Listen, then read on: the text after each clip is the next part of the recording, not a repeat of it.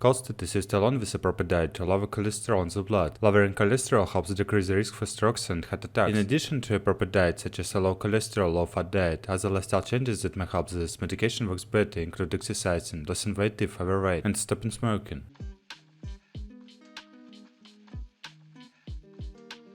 Indications.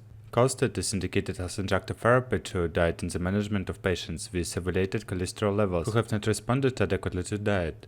It may be used alone or in combination with additional lipid-lowering agents. Dietary therapy specific for the type of hypercholesterolemia should be initial treatment of choice. Excess body weight may be an important factor, and weight reduction should be attempted prior to the drug therapy in the overweight.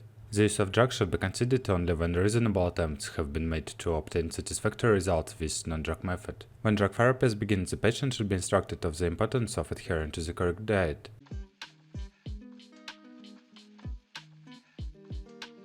How to use. Route of administration: oral, mixed with water or other fluids.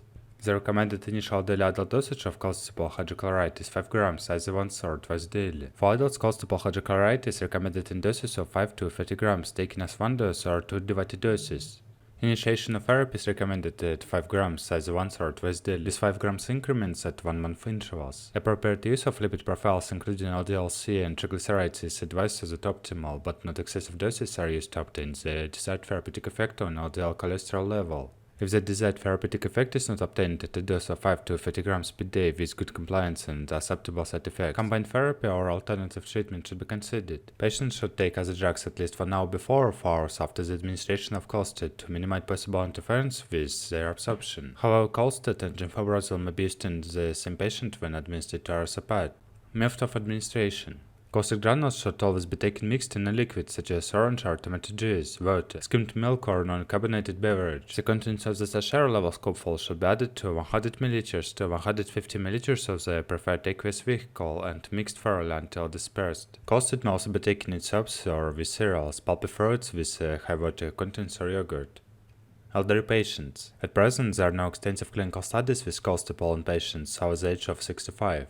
Review of available data does not suggest that the elderly are more predisposed to side effects attributable to colestid than the general population. However, therapy should be individualized and based on each patient's clinical characteristics and tolerance to the medication.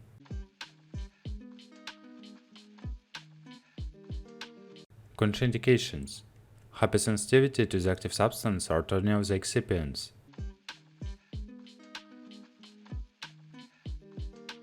Warnings. Before instituting therapy with colestid, diseases contributing to increased blood cholesterol such as hyperthyroidism, diabetes mellitus, nephrotic syndrome, dysproteinemias, and obstructive liver disease should be looked for and specifically treated. To avoid accidental inhalation or esophageal distress, colestid should not be taken in its dry form. Colestid may elevate serum triglyceride levels when used as sole therapy. This elevation is generally transient but may persist in some individuals. A significant rise in triglyceride levels should be considered as an indication for dose reduction, drug discontinuation, or combined or alternative therapy.